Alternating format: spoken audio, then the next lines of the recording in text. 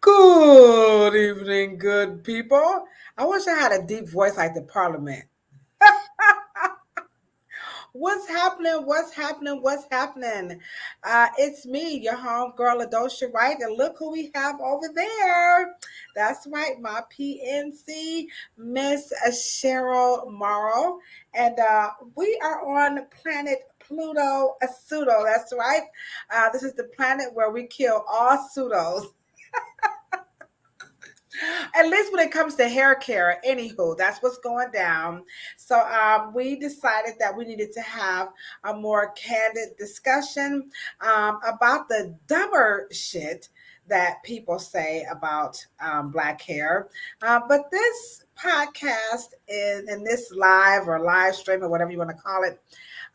This one is specific to licensed professionals, barbers, by the way, cosmetologists, of course, and natural hairstylists, and our struggles behind the chair as we try to move through. And two, we want to reach the other side of what's happening in natural hair and black hair and cosmetology.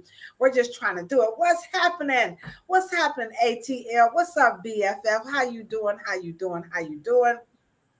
I have to correct that. She's not the regular BFF. She is the official Slim Shady. She's lost so much weight. She's been playing kickball. I hope your team is winning, Rashida. Uh-oh, we got bosses in the chat. There go them L's. What's up, boss? I see you in the chat. I see you. I see you. I see you. This is going to be a great, great show. Yeah, Rashida, I'm putting all your business out there. Everybody hop over to Rashida's page after we go live. Wait till Monday. Okay. All right, okay. So she's playing kickball, so she's looking real good. Hey, Miss Esther, how you doing? Y'all come on through. Come on through. This is the cool. This podcast over here is pure and unadulterated. Now, over on the dumbest shit, we try to be very, because we're trying to be there for the customers. That's one big old happy family. But over on this platform, we really need to unpack, right, Cheryl? What's happening in the world of cosmetology because Afro hair is just being marginalized. I mean, it's not even being addressed. Every time I try to look up something about Afro hair science, you won't believe what type of crap comes up. Sure, like crickets, like, yeah, no, Sherlock. Yeah, so that's why we're here because we got to go ahead on and we got to break that down. So tonight, this show, this podcast, what's going on? What's going on? What's Juju? What's happening? She said, "What's up, Cheryl? What's up, Juju? We trying to be like y'all pseudo killers, so we don't have as much juice as y'all, but we surely are inspired by you guys because the world of cosmetology, we are just in a bad place. Oh, Rashida said they won today. Okay, Rashida, you kick some butt. That's why you looking all good there. You need to. She's losing weight and she's passing it over to me. I never understand that. All right, so tonight we have a really, really, really, really good show. What's up, Mr. Garfield? How y'all doing? Y'all coming through? They ready for it, sure. They ready to come on in, come on in. This is now. Remember, this podcast is very, very interactive, so we don't want you guys to be crickets. But let me just give you guys a little backdrop of what we're going to be talking about today. So this evening, we're going to be talking about just the struggles of why does Afro hair continue to be misunderstood, right? Why haven't we advanced? We haven't done anything since your father did the carefree, did the California curl. Nothing. Unless somebody knows something I don't. I just don't understand what is happening. Where are the chemists? Where's everybody at? Why is nobody taking Afro hair seriously? Why are we still cooking stuff up in the kitchen? What's going on? In the meantime, over in the other world of cosmetology, hair coloring has such wonderful science. Oh, they got hair color when the wind blows. You know what happens? The hair changes color. Yeah. I'm serious. They have some wonderful, wonderful technology in hair coloring. Hair coloring is now considered treatments. I hope you guys can tell, by my new hair color. Hair coloring is definitely considered a treatment now. They used to be, like, oh, they're so damaging. And now they're touted as treatments to make the hair look and feel better. Meanwhile, over in the Afro-hair care, the natural hair care world, we're still mixing up juices and berries, okay? So we're going to talk about that. We're going to talk about it in three aspects, so you guys get ready to hop in. So our three aspects, number one, we're going to talk about the inequities. Somehow, some way, it's inequitable because it's just not, the topic isn't covered, and the scholars, nobody's doing anything about it except Cheryl and I don't know anybody else outside of Cheryl and I who was taking. Now, really, notice I'm saying Cheryl first. she got all the stuff. Okay, I got the big mouth. Okay, you said you go to your salon for highlights. I know that's right, Esther. So we're going to talk about the inequities, and then next we're going to also talk about we're not satisfying the consumers. How could we be spending all this money and people still, are not satisfied with their hair? I mean, like never before. Black women are just, and men are not liking their hair. And then last but not least, why isn't the research capturing it? So we're going to talk about it in those three aspects. But we have our opening reels. So these are called Get Real, okay? And so, sure, I think you're going to love. Now, you guys, let me know how y'all liking these Get Reels, because this is how we open up. This is how we open up these Get Real. Now, the Get Reals, they kind of match the theme, all right? So you ready for the first Get Real, Cheryl? Yeah. Cheryl, like, bring it. All right, here we go, guys. Here is our first, come on, man, Get Real. Here we go. My hair used to itch so much, but it wasn't because it was dirty, it was because it wasn't moisturized and my scalp was dry. So what I like to do is go in with warm water, leave a conditioner and Blue Magic, then I seal it in with oil and massage it into my scalp. This helps stimulate your hair follicles and maintains moisture when you have protective style. Come on now, dog. Come on, man. Okay. Well, now, all of those products that she used, believe it or not, I don't know if Blue Magic is black on, but all of those are pretty much products that are used by black people. So why are we still doing, is it, let's just be, is it any science in that? First things first.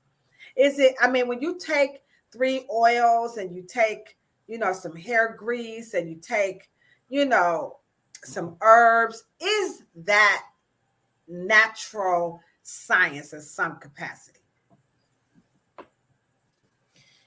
The problem is that no one told her that. What do you mean no one told her that? It's all over the internet, Cheryl. Come on now. Cheryl, it's 10 o'clock. Somebody's teaching her this. No one taught her that. The natural hair care industry, as an industry, locticians, braiders, natural hair care providers, I don't care if they are celebrity generated, I don't care if they do celebrities, I don't care what happens. The information that has come out of that particular cultural practice since 1997 has never been scientifically true, because we believe that we're anti-cosmetology if we're pro-research. See, cosmetology at least has to be slightly aligned with chemical principles. But because natural hair care, and because we have been dealing with natural products don't have science in it because it's natural. But now, isn't it, but doesn't, no one told us that. No one told us that. no science chemist told us that. We totally made up this pseudo natural Hold on now. Wait a minute, ingredient girl. Ain't science. there some science in oil? Like There's science in oil. it's some I'm sorry, Juju. I hate to say this, but it's some juju, going on. When you take the oils and you melt them, But oil, something. but no, but see, you have to understand, is oil scientific, or is oil natural and coming from the ground? But after you get your natural source, industrial source, cosmetic source, food grade source, how they come together and how they can help you move the surface to do something. Let's say you want the surface more lubricated, but there's no science in terms of how to make the scalp moisturized. There's only cosmetic science. Let me play it. There's no I think you missed it because she showed. I'm gonna play it again because she showed you when she put all the stuff on the scalp. Now, before I play it again, because I want you guys to see it. What's up, Urban Fab Chick or Chic? Either or, Urban Fab Chick or Chic. What's going on, Mr. Garfield? What's going on, Miss Burnwell? What's going on, Miss Esther? I love you so much. Esther, you're just always down with us. We got Juju from the Pseudo Killers in the house, my BFF. We got my boss, Lavina. We appreciate you guys so much for partnering with us. But Cheryl keeps saying that there is no science. I think you have to. I didn't say there was no science of oil. There is no science in the application, the way she applied it. No teacher, no cosmetology teacher, no chemist, no biological teacher. Nobody told her and taught her to put the combinations of how she did that. Maybe her grandma. The culture of natural hair care put these pseudo practices together. That's not in any cosmetology book. That's not in any. That is not. That culture made that up.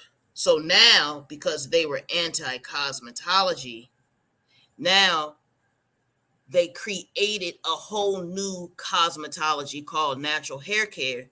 But they said that we weren't proven, and they're anti-cosmetology. But they made that up. But you don't really think what she. Let me play it again.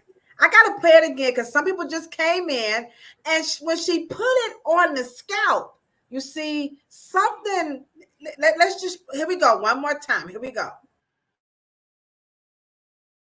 My hair used to itch so much, but it wasn't because it was dirty, it was because it wasn't moisturized. And my scalp was dry, so what I like to do is go in with warm water, leave a conditioner, and Blue Magic, then I seal it in with oil and massage it into my scalp. This helps stimulate your hair follicles and maintains moisture when you have protective style. Come on now, dog. Come on, man. Okay. So she said it warms up. Right. It stimulates. Stop. Right. And then when she comes back in the salon, you can't get it off. Now. Yeah. Where my hairstylist at? Where my barber's at? This is what this Planet Pluto podcast is all about.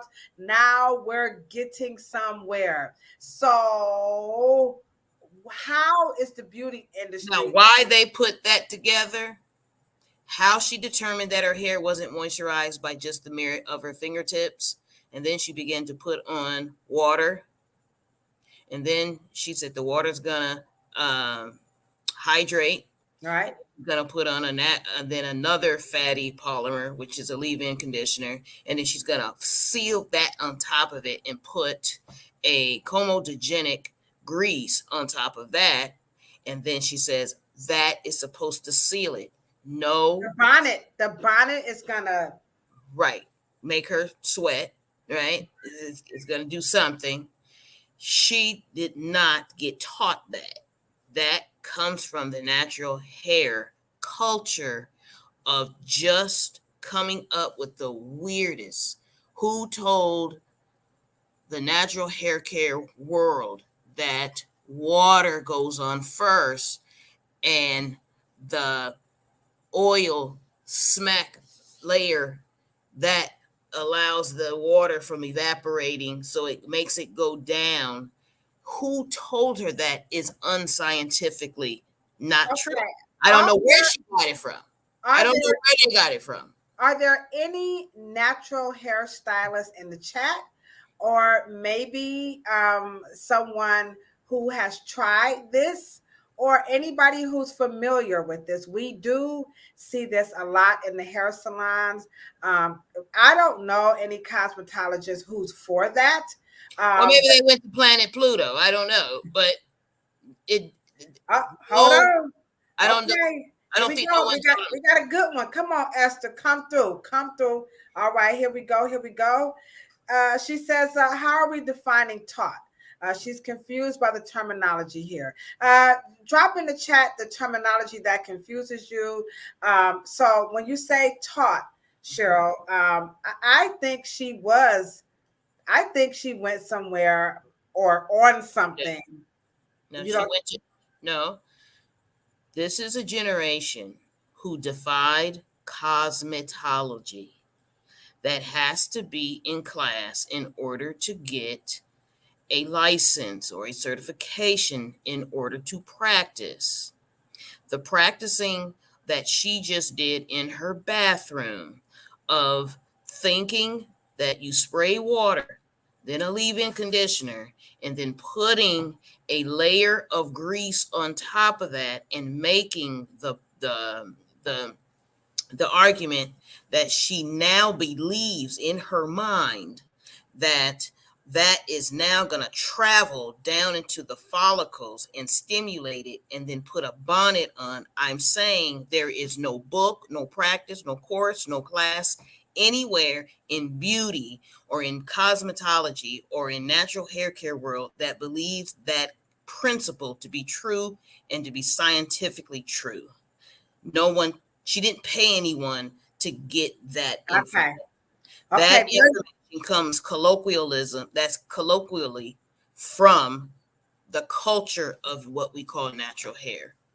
All right, so there you go, Miss Esther. Hope it makes sense. She cooked it up. She didn't look it up. She didn't go anywhere. She just made that up. So we got another one. Let's go get real before we get into our topic. Now, you guys are going to love this one. And some of you guys may have been taught this at home, but I do remember this one. So here we go. Let's get real. Come on, dog. Come on, man. Here we go. Okay, now we're going to take 2 extra large eggs. We're going to whip it on up. That's grade A eggs. Put it on the hair, comb it through, rinse it, okay? Put it in there. Wait, is that aloe vera? Come on now, dog. Come on, man. Okay. There we go. Come on now. I know. Now, I've heard of eggs. You guys drop in the chat. What foods have you put on your hair, or what foods do you recall being taught is good for hair? I do recall hearing that eggs is definitely great to put on hair. Beer. Okay, I heard beer was good. I also heard mayonnaise. So those, when I was growing up, we didn't do it. Mama, you put some egg, my mother beat your arm. Ooh, you don't want to crack no eggs on my mama house. But I did hear eggs was good. Beer was very good. And then mayonnaise, like some good old fashioned, food club. This is before Miracle Whip is new. But back in the day, it just used to be food club. Y'all got to be from the projects to know anything about that. Avocado, okay. Rice and onions. Yogurt, yes. They say yogurt is good for hair. Thanks, God. What's up, Sister Naomi? What's going on, Miss Foster? So we get there is science, but again, now, if we go to, because most of the younger or today's mid 1999, maybe 2000 to present day. What book or where did they get that from? Or the question is, what ingredient in mayonnaise, what ingredient in eggs, and what ingredient in yogurt, what ingredient in beer, what ingredient or how and why? Not All right. I what. got an answer. Where you Don't going? just tell me what to do. Tell me how and why. And when I say the word taught, I am trying to say when today's founders that create product brands, they use the same internet that everybody, novices and everybody else use. Why can't we go on the internet and get this? Come on now. No, I mean, they got it from the internet. We're not saying, in terms of that they didn't gather up the information, but what they needed to do, because they blamed us for being too establishment and we're not natural in the world of cosmetology, is the enemy. Now that the natural hair care world moves away from ever wanting to be embarrassed enough to even think that they ever said this, because of course they don't do most of the things that they started out doing. My point in question to my students and to our audience and to those who will be viewing this, it's not the fact that you can put an egg on. Just let me know and let people know why and what is what factor in eggs is affecting hair that is already okay. natural. All right. Here It we must go. make sense, We got right? it. We got it. Okay. So here's what we know. Eggs, protein is supposed to strengthen the hair. Mayo has the oil in it. Yogurt. I don't know what yogurt, but beer is supposed to give you volume. Esther says this. Here we go. Thank you so much, Esther. She says apparently the Victorians used eggs and beer a lot in their hair care practices, and it also comes up a lot in historical hair care videos. Miss, here we go again. You guys are on the bar. I don't know what y'all must be eating. I'm falling asleep. They up, Cheryl. Nia Kobe, she says cholesterol. Okay, I remember that. That was an actual product, I think, but also, and then Miss Foster says, "Oh, you got real fancy." She says the fats and the lipids. So these are some great. We thank you guys so. Some of y'all like the bomb.com, okay? Okay, and so that's what the products have in them. Okay, so I get it. So she's saying that's what the products have in them. Okay, all right. So there's a little bit of your answer. So what do you say to that? That is something that the Victorians did. They actually did use eggs and beer, and then you, like I said, you got some cholesterol, the fats, the lipids. So this is what's supposed to be the benefits of these, these foods on hair. Right. Now, that is absolutely could be true. However, in terms of Europe in the Victorian age, those things were put in there because of hygiene issues. Those are not trying to fortify the hair, make it seem more voluminous or bigger, or the hair. Those were for hygienic issues, which means dirty to clean and back again. But let me just say this, unfortunately, those types of, just because we used them in history, when now we have the zenith of how we're supposed to progress and things of that nature. Now, one of the reasons why we don't just put a raw egg on the hair, right? And we don't just put fat and lipids do not penetrate. Those things are for comb outs, trying to either create, some kind of styling aid, but they're not for healthy hair, because said the hair is natural, right? Right. And something natural does not affect something that is natural already. So there's no way that egg You just said natural hair care is starting with hair that is not non-chemically treated. It's virgin, it's natural hair. So why would something that is also natural, like an avocado or an aloe vera, why would it have superficial or superfluous or surface? How would it actually change something that also is natural? Is what Anybody have an answer to that? That's one of those things that make you go,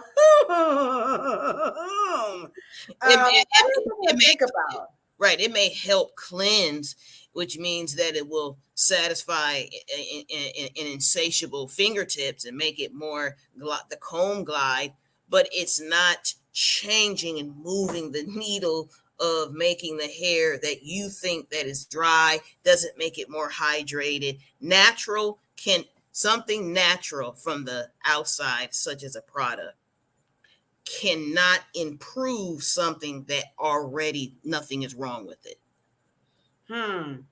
Well, Nia Colby, she went ham. Okay, I'm gonna put what she said. So y'all, I know y'all in the chat. The hair has no digestive system. Thank you. It's very well said. There is no metabolic process on the outside of the surface. No, it doesn't. Well, I'll be sheep jeeps to Creter, Sister Nia Colby. You know what? It's a very, very good. I'm telling y'all, I love this stuff so much. I have no idea, because I'm gonna tell you right now, I'm gonna be saying that shit for the rest of my life. The hair has no digestive system, so placing food on the hair is absolutely is useless. That's a very, very, very good point. I'm always concerned that it turns rancid. You know, when they come, and people go nose blind, so they don't have any clue of how bad that really smells, and they really think the shampoo is going to clean it out. It's like, shampoo is not for cleaning food, okay? I mean, they didn't formulate it to get eggs and mayonnaise and beer off of hair. They just didn't. So let's. This is a perfect. And let me just say this, and I think because of the lack of cosmetology connection, and because they did start out making cosmetology the boogeyman, they did not get the cosmetic science, so they don't know that there's food grade and cosmetic grade and industrial grade of everything. Yeah. And so they are void of that. And so I do think that the natural hair care has been in a fantasy world, and it's not the fact that you cannot have the sum, because all products are either organic, herbal, botanical, and because once again, they did not think they needed cosmetic scientists, scientific information or schooling or direction or mentoring or whatever the case may be. They don't understand that food grade is not appropriate for cosmetic grade. So and that by default makes them think something is synthetic and unnatural, and it's not true. So as we move over into the first topic of the, we just can't satisfy, or why is the hair so misunderstood, and we move over into the inequity component, what do you think? Why is Afro hair science like the bastard or the stepchild or the neglected entity in the world of cosmetology, barbering, just what is that all about? Because I think that some of the people in the natural hair industry are moving to making those types of concoctions because they just don't see, like, people don't believe the science is real. And it's I know that's kind of hard, but why is it marginalized? Because that's a very inequitable trait, to have this discipline of barbering. You guys know what I'm saying? Yeah. And because people's feelings get hurt when you start telling them that they can't the aloe vera, because aloe vera has all these wonderful healing property, blase skippy. And here you come with this science shit.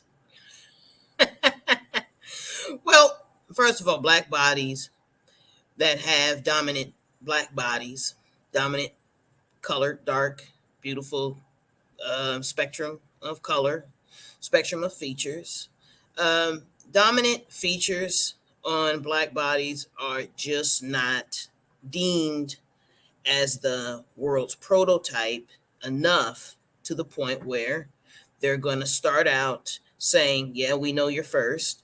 Yeah, we know you're first humans on the planet. Yeah, yada, yada, yada, yada, yada. But because we have the power of the pen, you got to remember the power of the pen, the power of the print, power of the printers, power of book publishers, the power of that does not want to ignore the first 300,000 years of human existence, but black people don't pick it up either. And so there was a question posed to Willie Morrow when he got the job for the military. They asked him, why would you study curly hair or Negro hair is what it was called then? And a simple answer: I'm a scientist. I love myself. I study myself, just like you study you. But cosmetology. So why do people think that studying Afro hair is not real? Like a lot of people, like when we talk about the Afro Hair Science Summit, I mean, I don't know if you guys are aware, but we're trying to write a bill, for this to be taught. But people think natural hair styling is natural hair science. But natural hair care, natural hair culture, natural hair in what it is, what it has become, which is this exclusive right to wear a Afrocentric hairstyle in the workplace, is not Afro hair science. It is the right to wear cultural hairstyling, hairstyles. Styles have nothing to do with the science of what we call Afro textures. You could be a white person and still wear a natural hairstyle, kente locks, it can braids. It doesn't matter. Styles are styles, but science is science. And when we say natural hair, it is juxtaposed onto particular hairstyles that started in the continent as they begin to dovetail into the diaspora. But those are two different they're two different things at this point, because natural hair care, the Y2K natural hair care, separated us. And they said cosmetology, just because it has a little white hair people in there, straight hair people, but there's black people with straight hair. So because we get off track with that, but then at the end of the day, the style takes the precedence, right? And then the science takes the back seat. Wow. Then I hope you guys are equity. Yeah, I hope you. Yeah. I mean, I think something about science. People don't trust science. You do know that, right? Especially in America, people are very. I don't mean all people, guys. So. I hope you all are understanding what I'm saying. But in America, I mean, the Fauci ouchie, and people are very anti, science. They're very anti-government. So what do you? They did very well during COVID. Everybody, they did very well during COVID. Everybody wanted to believe the science. We believe the science.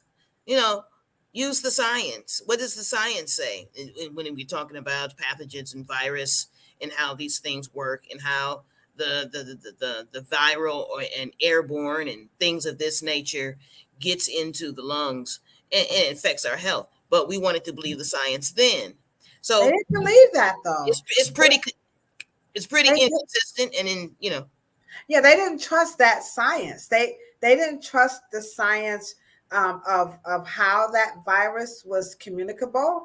They didn't trust the options to help reduce the likelihood.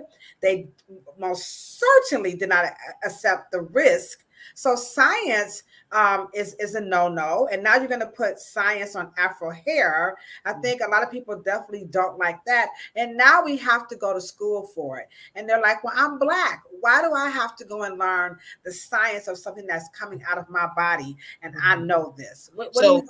Right. So when your ancestors on a plantation was applying water, was applying fat lipid, Crisco, and then grease, axle grease, they were not trying to do hair care. They were trying to do hygiene. That Mm. are not the same thing. And so, and when, it's a slight little slick trick that Black people do when they want to legitimize something. They'll go back into history and say, as if we did it then that must legitimize it in some way. But don't realize that we only put grease on our legs, feet, and back, and hands, and neck, and face to keep the pathogens, because pathogens and bacteria and viruses grow in warm, wet. So we put oil to create, we knew the surfaces and the zenith of the standards of living were low. And when the zenith rises and we improve and we progress, we don't use the same practices because the same conditions are no longer prevalent. So we're just a bunch of shallow owls. Is that what you're saying? So when we think of the history, and it does, now that you say that, now I'm just going to speak for myself. I'm not going to talk about anybody, but I've been guilty of thinking that, when they used the oil, it was to be cute. It was to look good. It was to make that Black skin, the darker the berry, the blacker the juice, and I'm blacker than you. You know what I'm saying? Right, But right. you're saying we are very unlearned people when it comes to the history, not just of African people, but really of various ethnicities across the globe, that beautification was the last thing. And it appears that just trying to be clean is what humans were really going through. But in modern day times, we think it was always about being cute. Um, Okay. Okay, here we go. So here we go. You just put some Vaseline on here. What's up, beauty according to my wives? Hello, Miss Michelle. Okay, Esther's got something dope here. She thinks for some people, it's less the mistrust of science and more the mistrust of people who use science to do harm and being burned by incorrect color, relaxer treatments. Outstanding. Now, okay, Miss, I'm with you, Miss Esther. So as we move over, because we're gonna move over a little bit to some. So, what do you say about that? That the people who misuse that, or maybe they've never even had the science, and they just Well, let's just go here. Blacks in cosmetology scientifically really did not happen until right after the afro going into the cold wave curl. We didn't have any. You were doing plantation and doing things with natural elements. But Black people at this point, in going back into flat ironing and applying hair and pressing and curling, heat and kerosene was used on the plantation. Would we use heat and kerosene today? no. Right. So we used back in the day to legitimize some of our points in terms of natural hair care.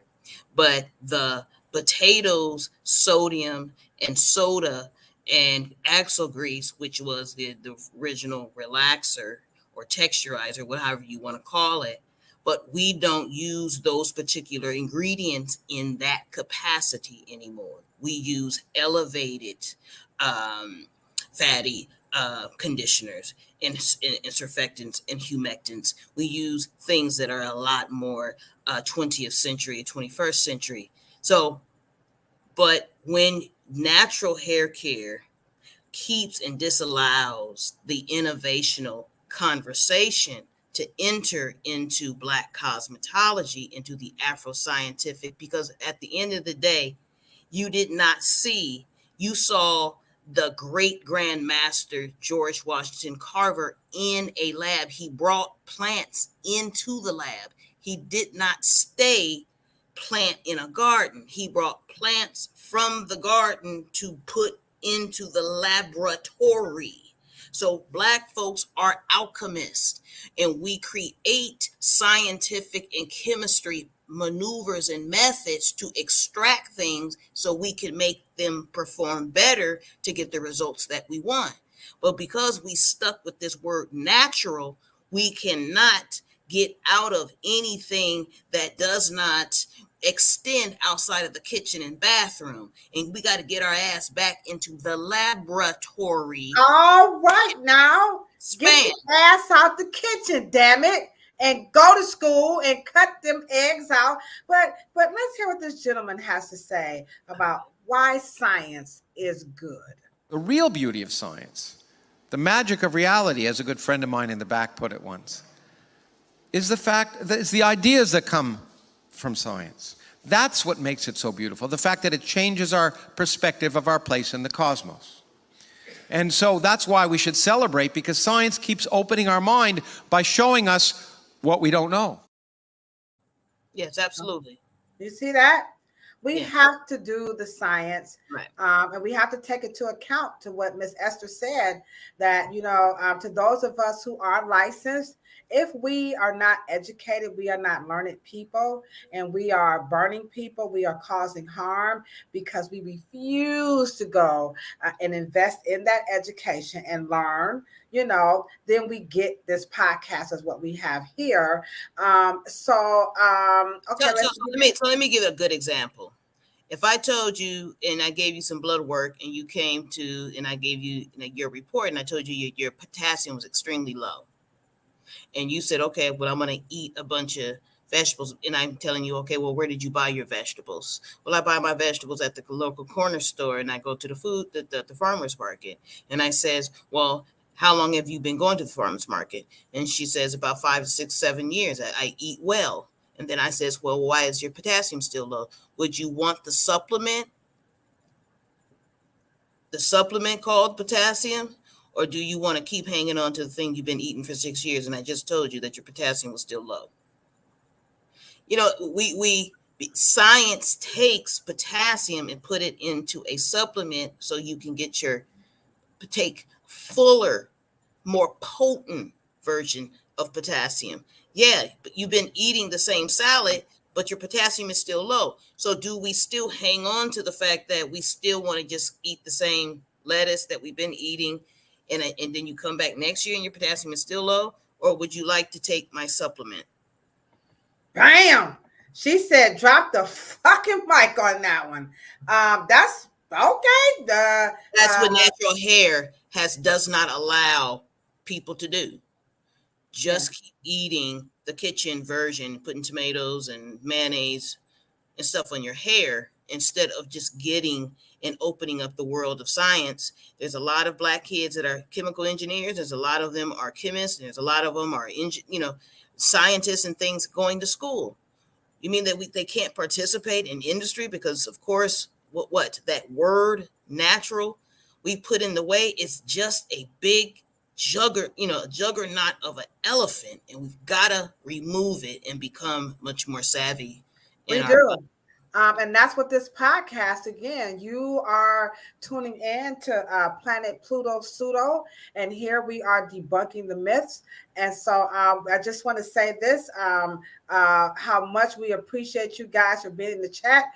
Take a few moments out and go ahead on and hit that thumbs up button, because we're so glad that you have partnered with us. So check this out.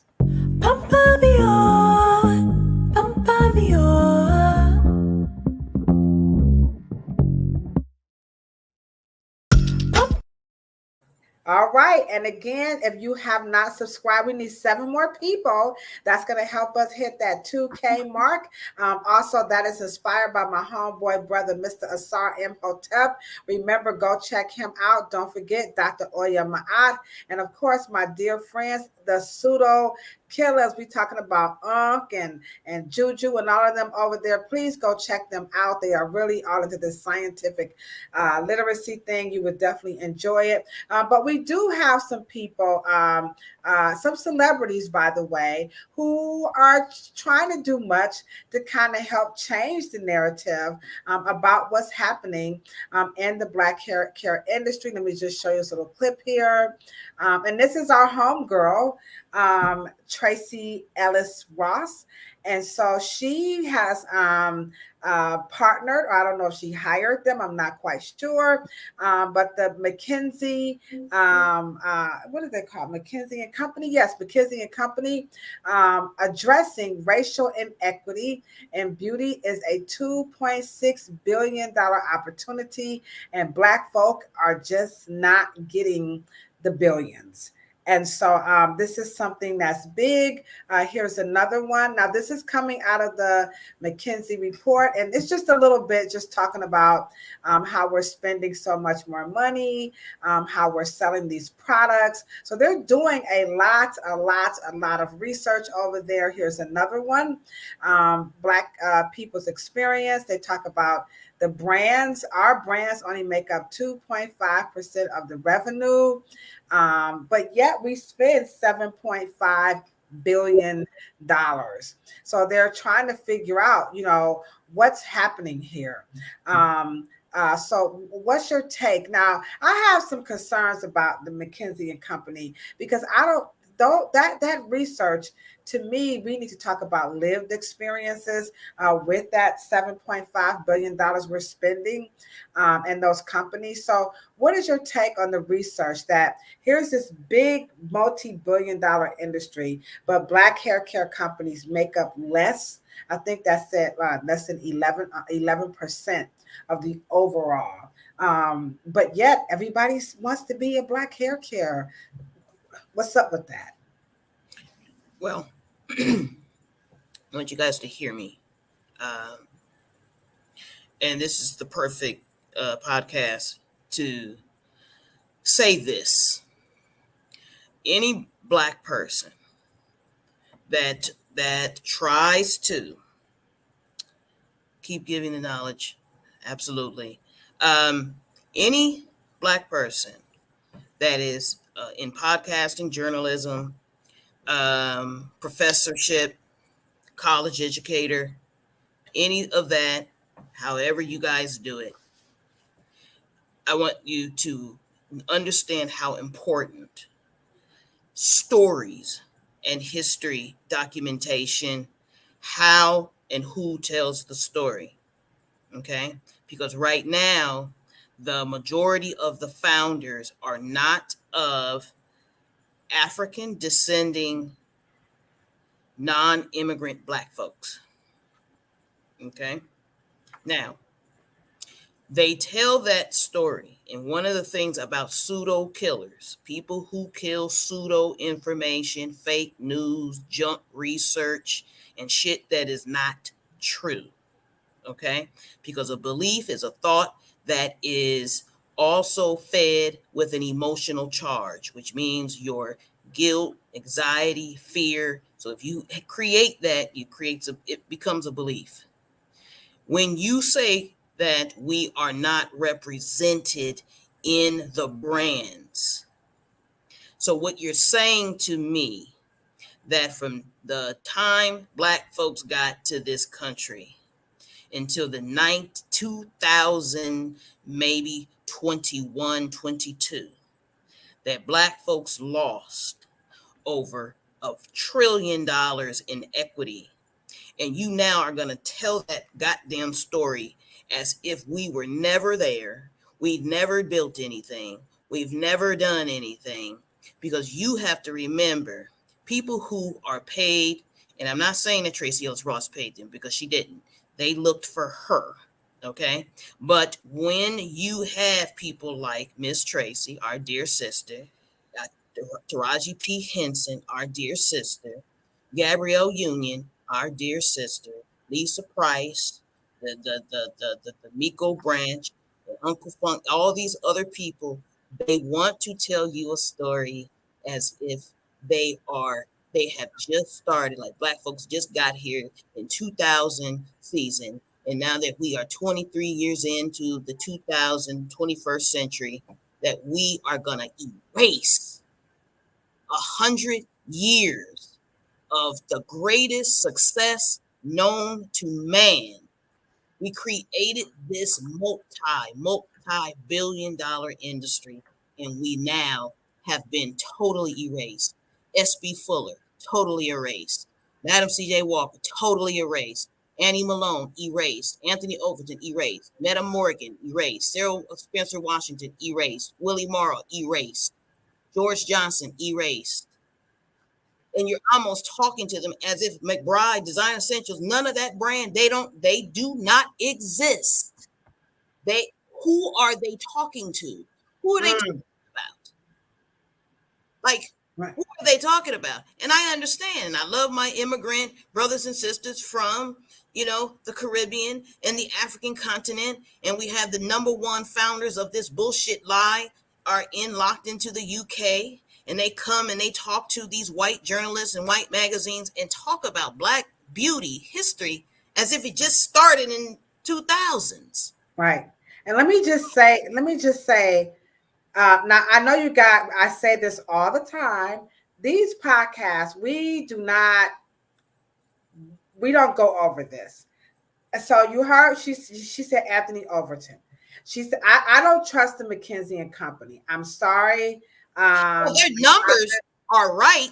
The problem is that they're studying something that is so new that has nothing to do with Black hair care, success, prosperity, abundance, rich. I am an heir. I'm a product of it. Right. But when you keep telling Black people, you have a problem, you're always telling Black people they have a problem. Because when you make up a pseudo problem, then guess who they are? They're the pseudo savior. Because there's no problem to solve here. You got to wake up and remember your past and become the heir and get your inheritance because it has already been done by your people. You don't have to start over. So Black people being absorbed and being susceptible and subjected to a lie that this is not a reality. It's not a reality. And let me just say this. I am colleagues with Dominic Barton, which is the director of marketing for McKinsey. It's a think tank, just like Brookings. I belong to the same group, but I will not allow you to tell Black history as if Black folks did not lift generation after generation after generation and to bring us to this point, and for you guys to have a zero-sum game as if nothing, your people didn't do anything. Your people are the very reason why white folks are eating off of you right now.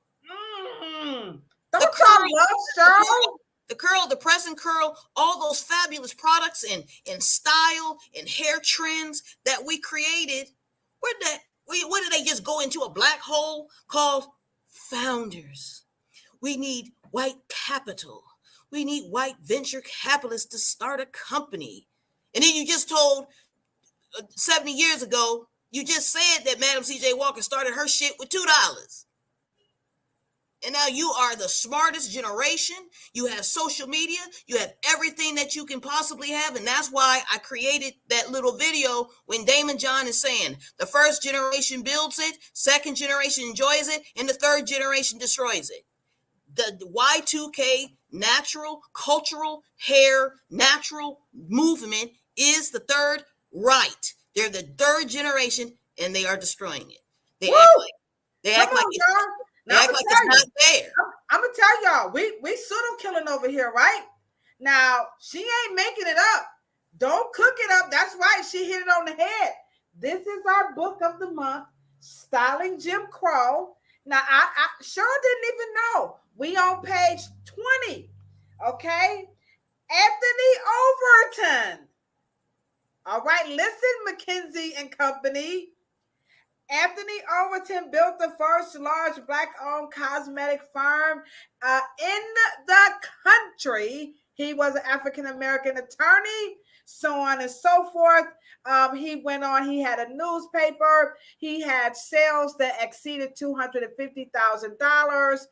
Everything that Cheryl is saying, this gentleman, he already did it.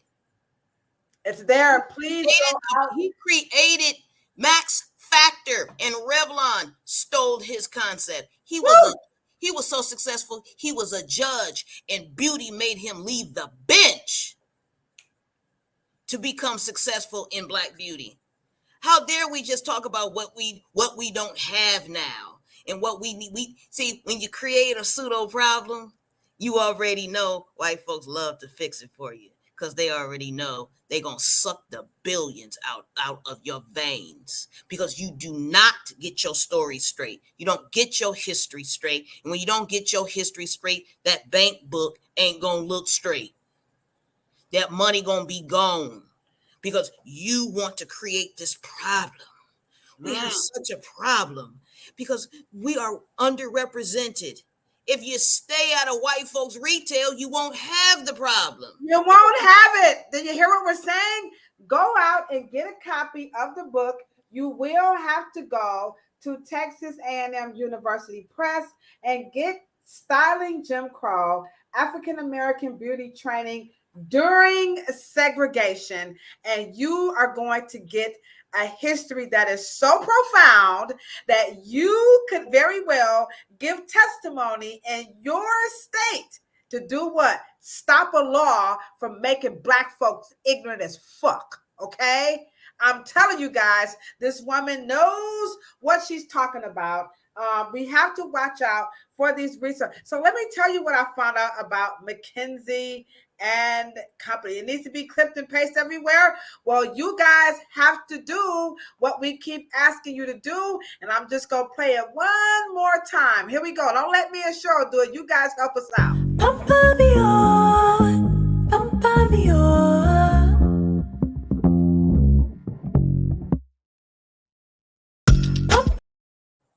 All right, now we on fire here tonight.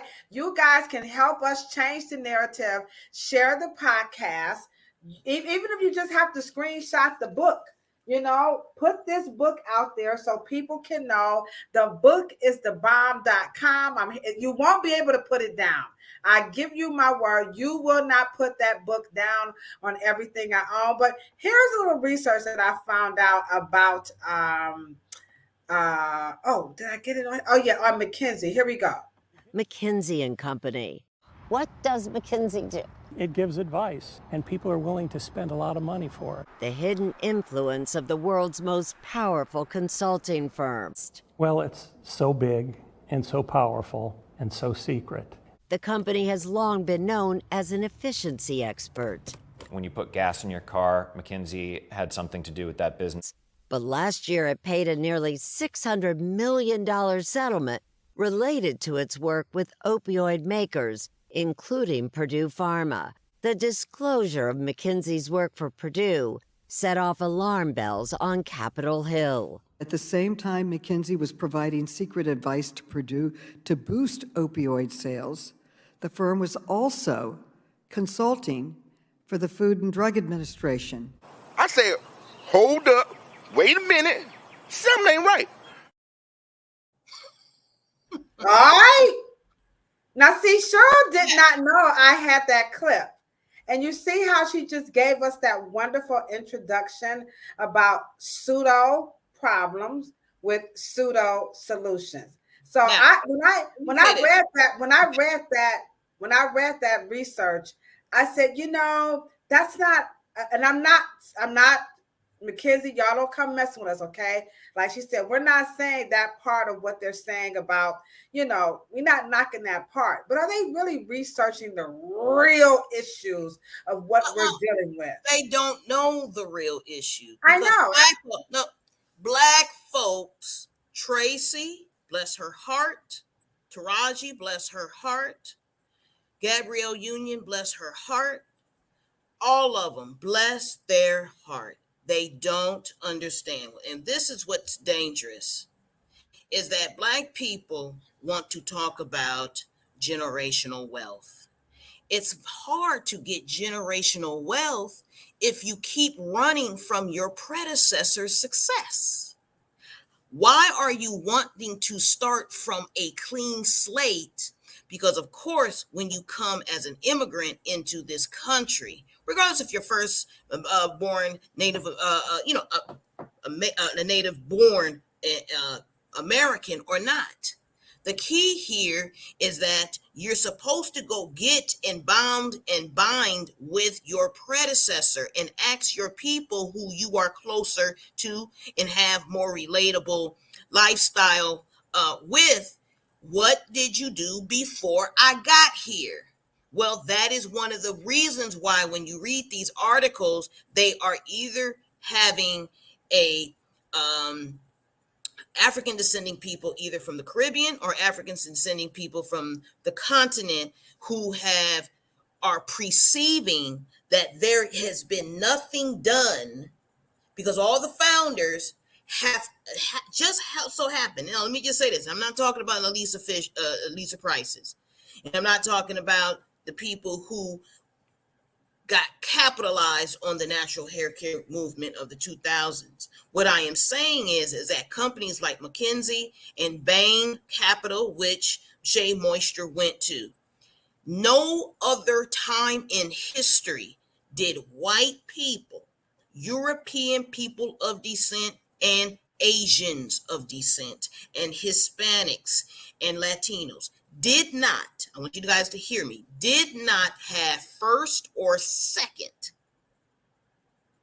food in the food chain of Black hair, beauty, cosmetic success. They did not have access to that money. They were locked out from the 1900s all the way to the 1995. And when you became to be infiltrated with Brazilian, keratin, Rio, and Copa.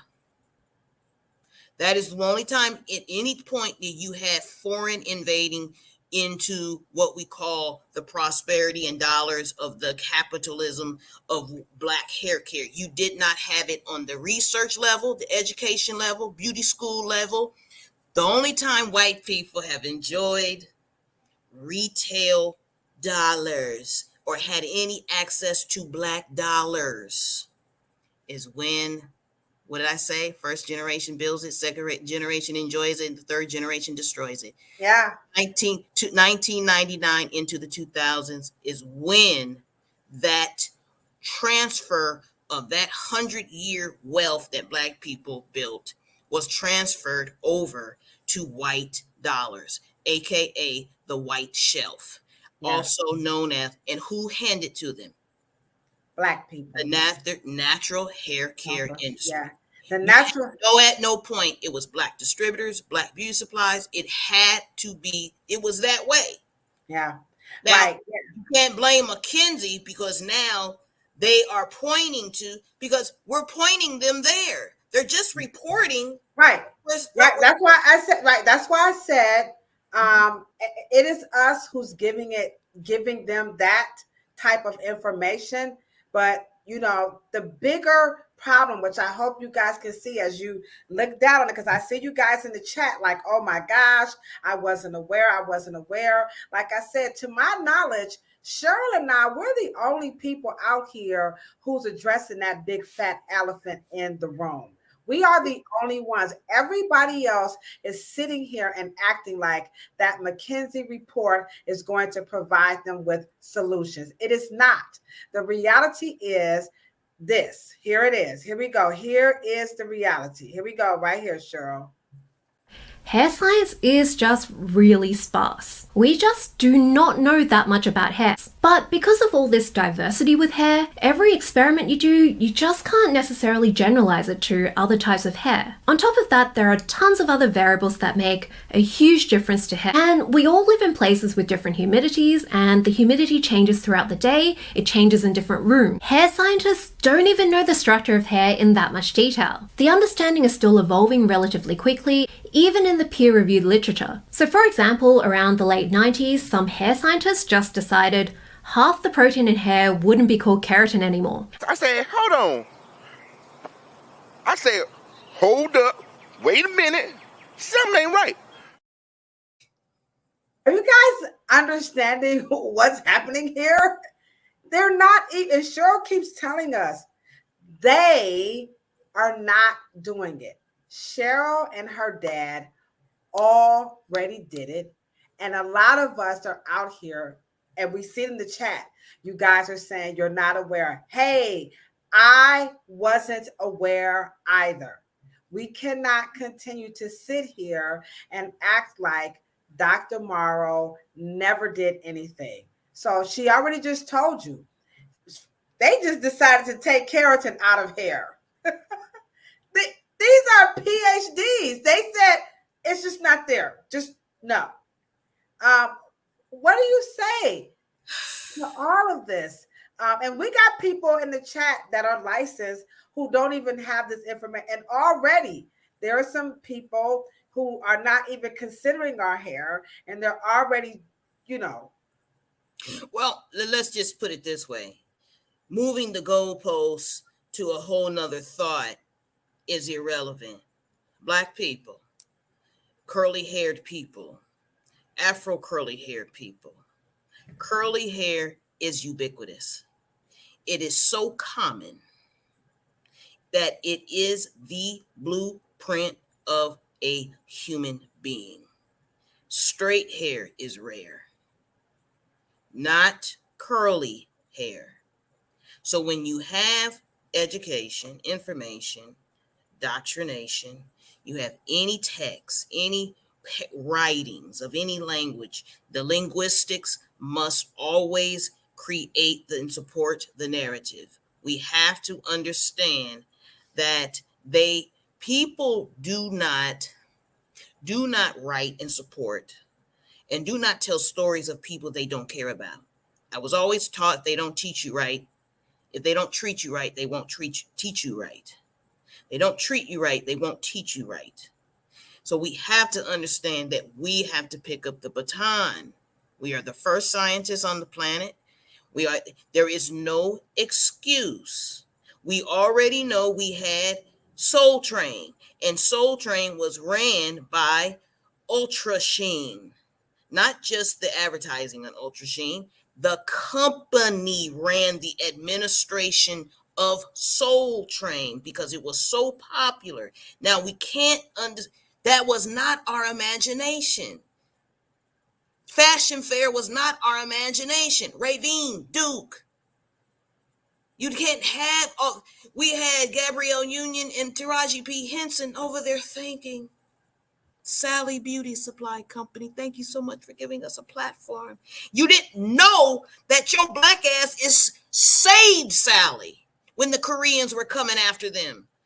Black people were not going into Sally's stores. Sally begged my dad, Mike Ronzulli begged him, help save us, help bring black people to our stores. I know we don't bring Sally's to black communities because we don't care, but can you just please help us out?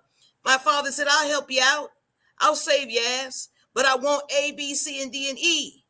At the end of the day, soon as A, B, C, D, and E happened, and they enjoyed and they got their position, and you never saw Sally Beauty in a black neighborhood. Why?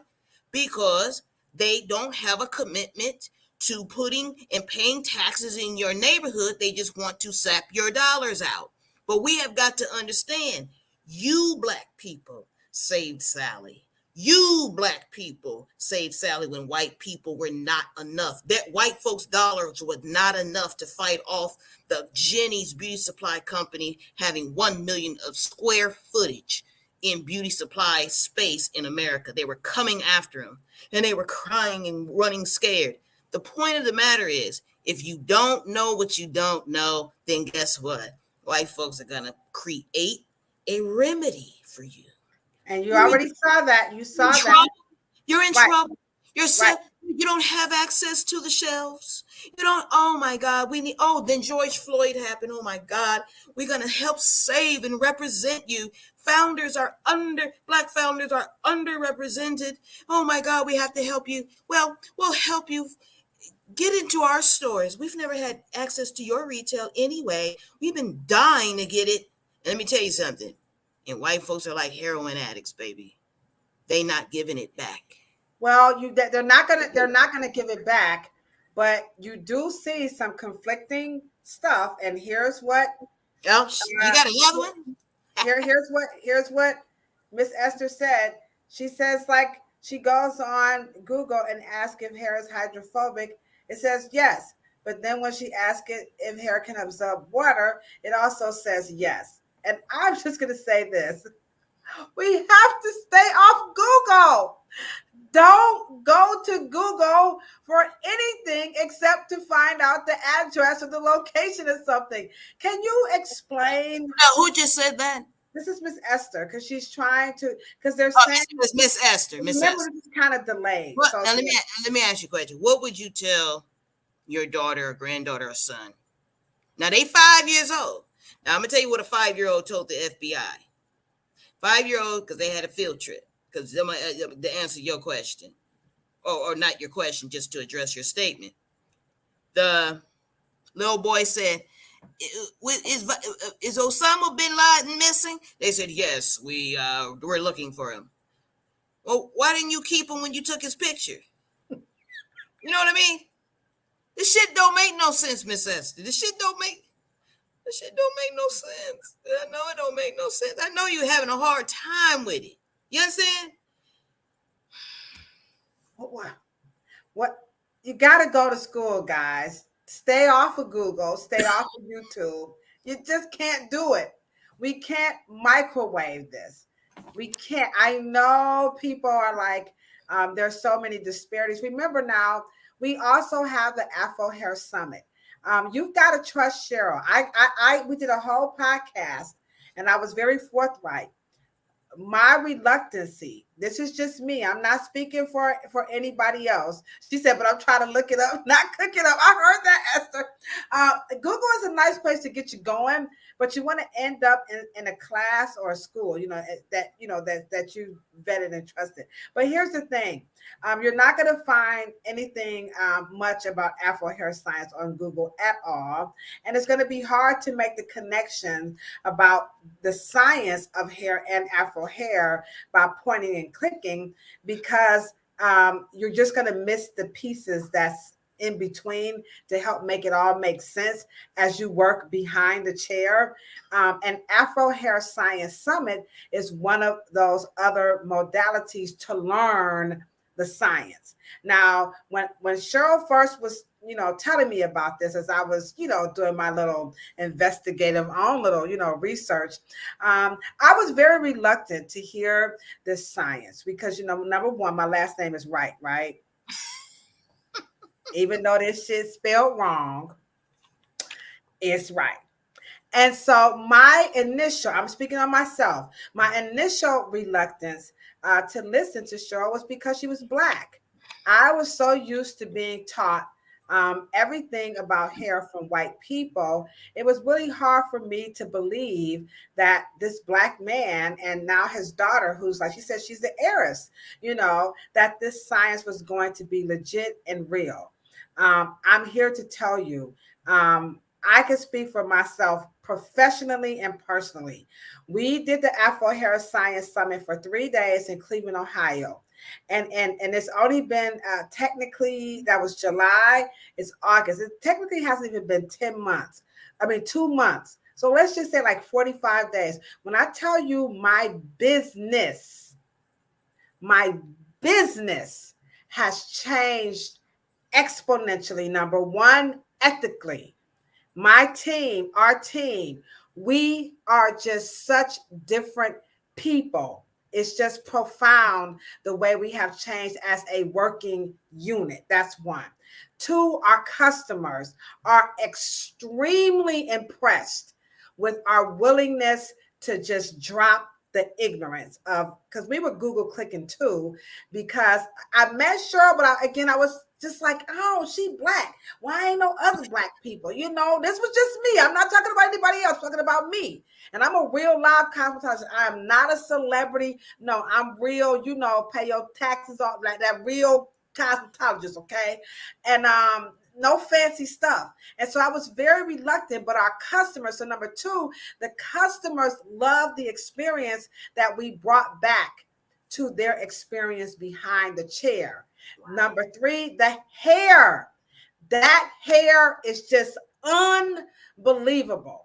But there are no words to capture what Afro-hair science has done for the hair of textured hair people. No word. You have to go to school. You're not going to find it on Google, and I'm not going to reveal it on social media, because you need to go to school to get the full picture, because that natural hair movement has raped, has pilfered, and dumbed down the true possibilities and what else is out there. So I'm telling you, the Afro-hair science is real. And then, of course, last but not least, you know, at the end of the day, anybody gonna argue, but did you get paid?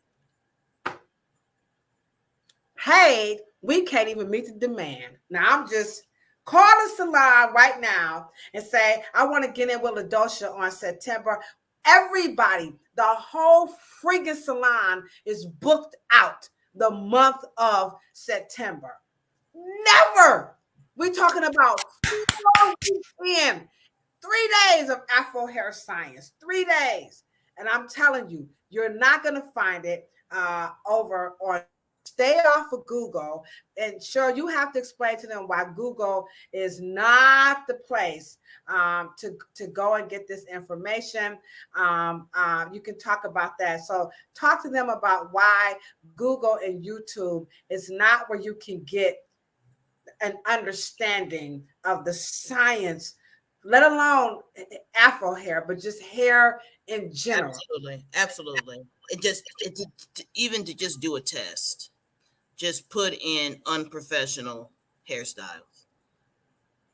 Do what?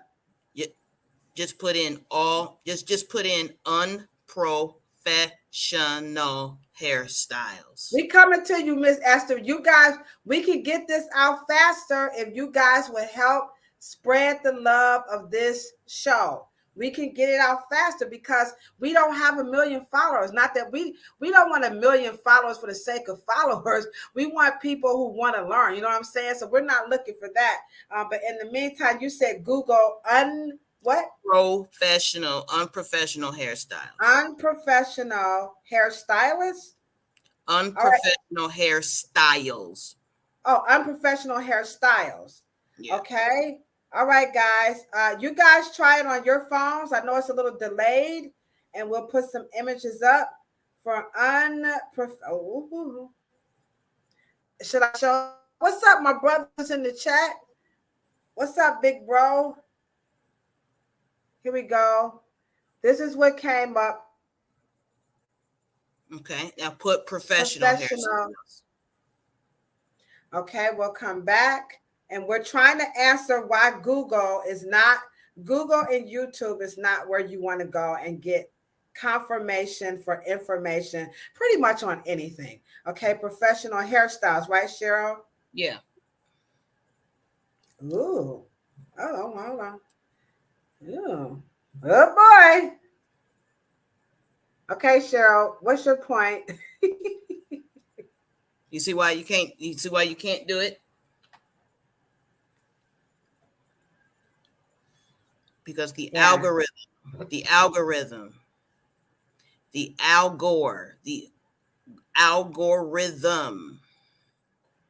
does not move in your best interest. Hairstyles will always get a dark skin face. A professional hairstyle will get a white face.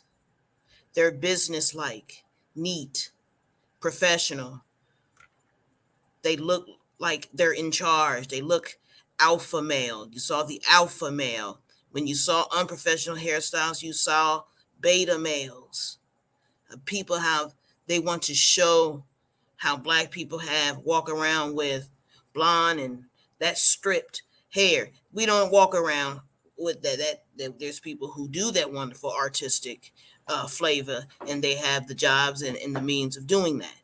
But to have a algorithm that places your person, your name, your likeness, your image, your persona, your essence, your soul, and they paint you in these ways, and the algorithm is designed to always make other races of people look a certain way and for you to look a certain way.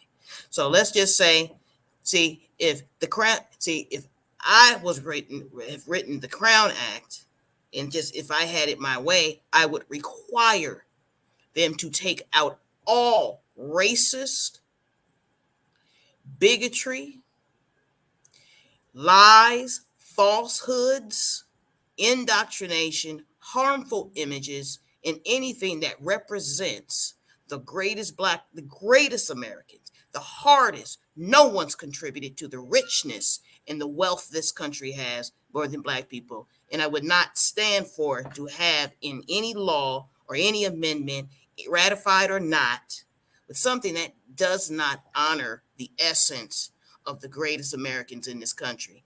And that is the Crown Act in terms of the language, not the fact that we have protective hairstyles was junk bullshit that we didn't even need in there in the first place, because Mr. Morrow had already infiltrated the greatest personnel, human personnel, the military complex, industrial complex in the entire world, had already accommodated you, fixed the uniform to fit your afro, fixed the uniform to fit your skin, did everything.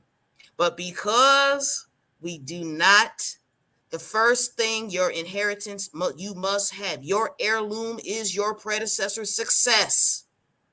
And it alleviates over. So you're saying that the internet, the algorithm, they're being funny in the chat, saying that they named the algorithms after Al Gore. Hold on, here you go. They named the algorithms after Al Gore. That's so cute. Can people have? She says her algorithms are built. They're built different. Can people trick the algorithms up to kind of give them what they're looking for? And we're answering. We just kind of digress a little. Let me just finish this up, because to Miss Esther's point, she's saying, Jesus, guys, you guys will probably never reach her neighborhood. She wants to learn Afro-hair science, and she says it's going to take some time for us to get to her. So she has no choice but to go to, Oh, where is Miss Esther? Esther, let us know where you represent, baby. But as a matter of fact, everybody, drop what city you are from in the chat. Go ahead on and help us out. Yeah. So the algorithms, they just can't help give us the information we're looking for. Is that what you're saying? No, what I am saying is we need to create and have our wonderful Black youth, our wonderful Black Gen Zers and millennials, Gen Ys, and our Gen Xers, the one and our baby boomers, who the one that have most of the wealth. We need to get together with our millennial and Gen Zers and to build our own algorithm. And to build, there's one right now, everything Black. There's a beautiful Black child, Black young man who built these. They are doing it. The key is that we keep, you know what I mean? We love that generational wealth conversation, but we gotta divest and reinvest the other direction. I am not saying that Google does not have wonderful things attached to it. And what I'm basically saying, I'm just wanted to make my point on why we need to get out of the pseudo, okay, and get off Pluto Pseudo. You know what I mean? We need to get off of it so we can at least understand where, why, and how things work when it comes to Afro-hair science, because even now the hair typing systems have the first human hair as the number 4 placement, okay? And it has straight hair as the number 1 placement. These are subtle psychological little jabs at the Black human psyche, in my opinion, that keeps recording over and over and over. And us as cosmetologists must help historians, anthropologists, studies of African history. I believe that cosmetologists, because we deal in form, we deal in patterns, we deal in symbols, we deal with the psyche and the emotional intelligence of people, that we have something to offer. And Afro hair science and Afro cosmetology takes it up a notch. We go back and retrieve the Afro essence of chemistry and plants and botany and natural and organics and all those wonderful things. We take it to our great grandfathers and great foremothers. We take it down to plant science of how my family were taught. And through that, through Mr. Morrow and through George Washington Carver, through Dr. Austin Curtis, which is Dr. Carver's only protege, and the only protege to teach Mr. Morrow was Dr. Austin Curtis, which taught me. And so I am saying that we need to get and have these conversations. Now, can we come to every city? And let me just say, I'll be frank, I'd rather be in person. Yeah. Because it needs to be in person, because once we go to the salon and we congregate and we eat together and we congregate, that is why the Reverend design team has created such a synergy and electromagnetic field around their essence and their dollar. Now it has gravitated. Now it's such a spiritual momentum into their success that is what happens when we deal with Black stuff. And stuff that is akin to our ethos. It's very right. And make no mistake. We definitely had some pseudo stuff up in ours, but we just couldn't continue to carry on like that. I mean, once you know something else, you get the truth, you got to go ahead on and you got to let it go. You can't just keep holding on. You can't keep living a lie. And so this podcast, Planet Pluto Pseudo, is here to really help alleviate, and even if we're not in your town, to let you know that there are, and it's just not Cheryl and I, Powell's Barber and Beauty Supply. They have a very long history in the hair care and barber industry in Ohio. They actually know Cheryl's father. So we're not the only ones, but we really, really are trying to,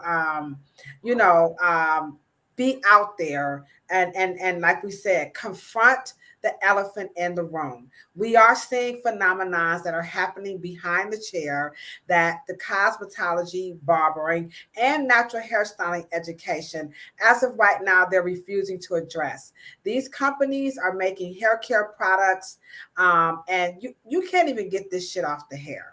I mean, I did a video. I just posted one up. You can't get it off. Nobody's addressing that. People are confused with the whole phenomenon of not combing hair.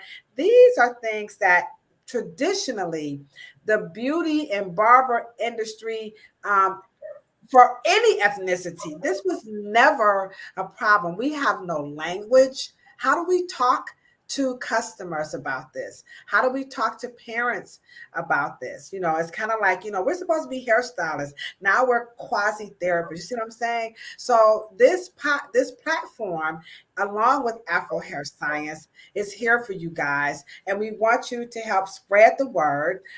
We will be back next week. And we are going to talk about the celebrity stylists. We have to, celebrities in hair care. We have to talk about that. What are their responsibilities? What are they trying to do? What do they think they're doing? We see a lot of abandonment, right, Cheryl?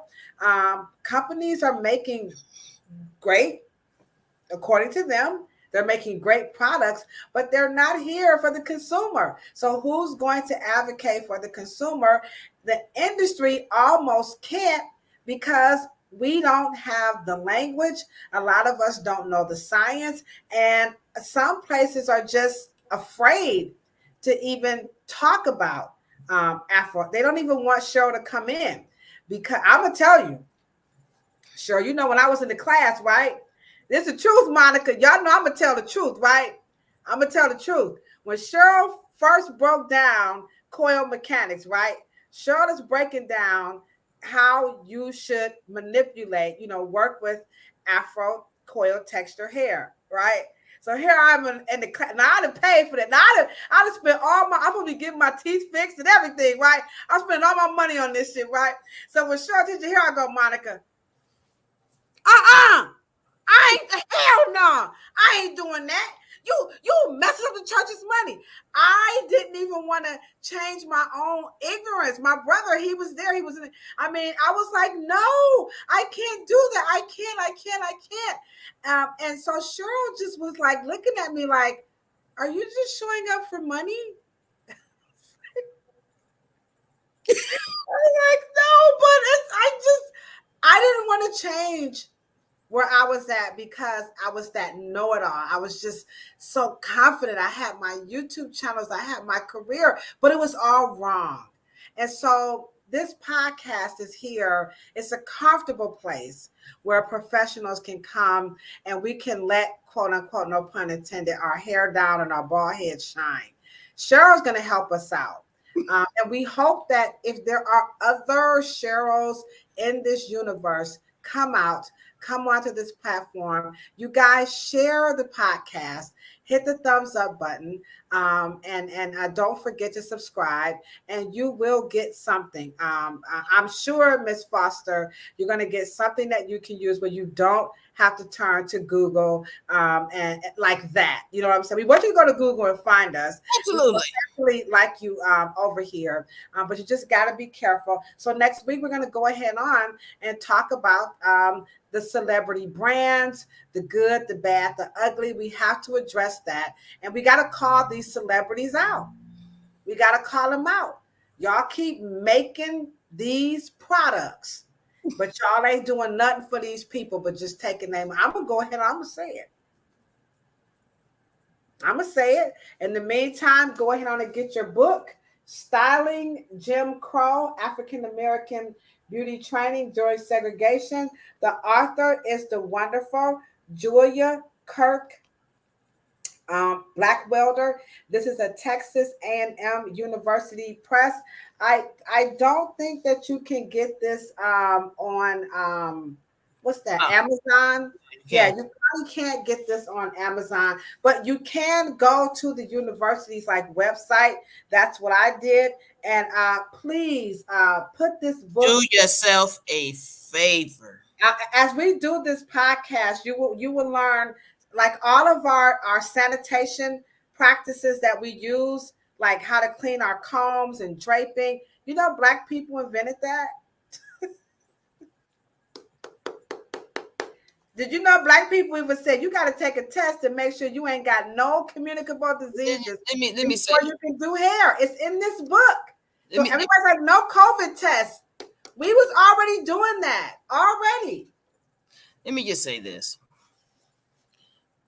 And let me tell you why this is very important to me and why I enjoy the stories. And I appreciate the wonderful, because you have to be a good sport and be willing to unlearn. That is the most important part of education, is unlearning. But let me say this, guys, Black hair care all across this world and in this country, especially the Black hair care of North America, has given my family the most incredible life.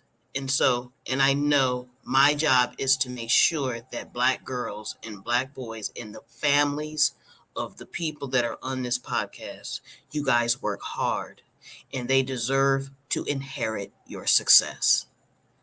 And in no uncertain terms, that the future generations should ever forget the incredible hard work and sacrifice that the predecessors have given them.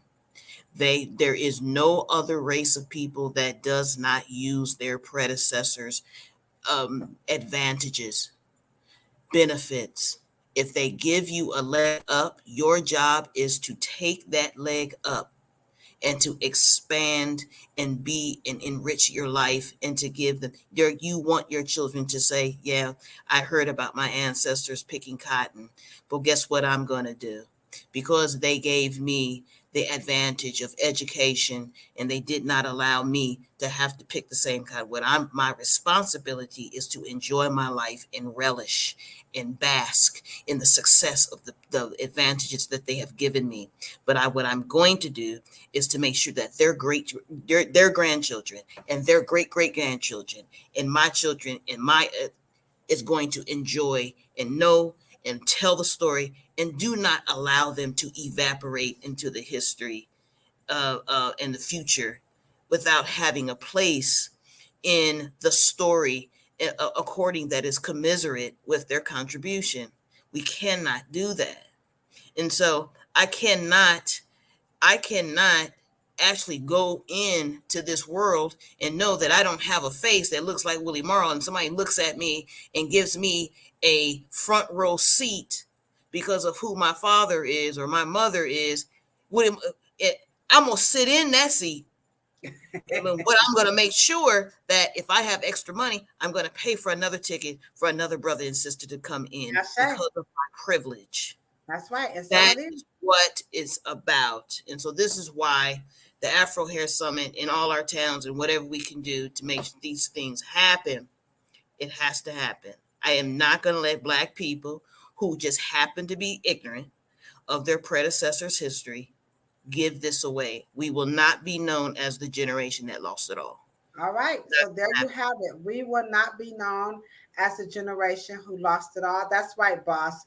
Everybody drop them L's in the chat for my boss, Lavina Joseph. Y'all know what time it is every time she comes through, because she's the reason why I'm here. As a matter of fact, you don't always learn what you need to know in a hair salon. Sometimes you learn it from your boss. My boss traveled with me to Africa to help write the cosmetology curriculum with Gambia. So Miss Foster, my BFF, Monica representing the ATL, Miss Foster, Beauty According to My Wealth, Miss Esther T. Jones. We're going to have to come up with something special for you.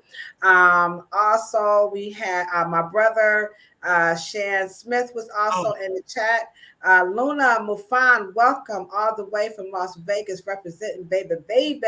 So nice to have you, Sister Nia Colby. You know how much we love you as well. And everybody else up into the chat that was here earlier. Some of you guys are still here. We will be back next week, and we are going to address the phenomenon of celebrity stylist Miss Beauty According to Ms. Y. You know what I'm saying? So y'all come on back here. We'll be here at 10 o'clock on Thursday. Michelle Allen, we want to see you too. And I'm sure we're going to have you guys shout out some of your favorite celebrities. I'll have some pictures and everything coming up. We'll do that. In the meantime, come on and check us out on Monday, right? We're going to be over on the dumbest shit that people say about Black hair. We're going to talk about you should eat the food. So we know you can't put it on your hair per se, but what can you eat that's going to be good for your hair? That's something that people want to know. So Cher's going to let us know, can it survive hydrochloric acid? Okay. Can it do that? So we'll find out what foods can we eat. Don't forget the tickets for the Afro-Hair Summit is available right now on afrohairscience.com. And Cheryl, I know you gave us a wonderful reason why you're here, but can you give us a closing thought? I know it's getting kind of late, but can you give us a closing thought for tonight's podcast? Like I said again, I think the most important thing that if any generation can do was to whisper in the next generation's ear and say, you don't have to do that. It's already been done. We need you to walk in and to claim your inheritance and claim your rightful place. And if you need to know something, ask us. Mm-hmm. And if you don't know anything, just ask. We're here. We're not just aging, older, wise people or whatever the case may be, but you have a mentor. You have people who can say, and so, and if we struggle, if we struggle, then we struggle together. But there's most things that every generation has that most times that they don't need to do over, such Right. as AKA like the Crown Act. And so that is what this podcast hopefully can aid us in to see how we're all heirs if we just open up our mouth and ask our prior and predecessor generation, excuse me, do you know this? Do you know that? Okay, can you tell me where the bodies are back? Can you tell me what not to do? And what, or do I have to do this over? Oh, no, you can do this. And you're like, oh, wow. Oh, wow. That's why Sister Nia Colby says, build upon what has already been built to make it better and bigger. Miss Foster says, stops reinventing the wheel. Monica says, amen. You guys are absolutely right. So what we say on, on this podcast, as we close out, something my mother and father would always say to us as we aspire to just grow through our pains, because Lord knows we have some pains, and that is always good, better, best. Never let it rest until your good is better and your better is best. We love you guys, and we will see you next Thursday or Monday if you guys want to check us out. Deuces.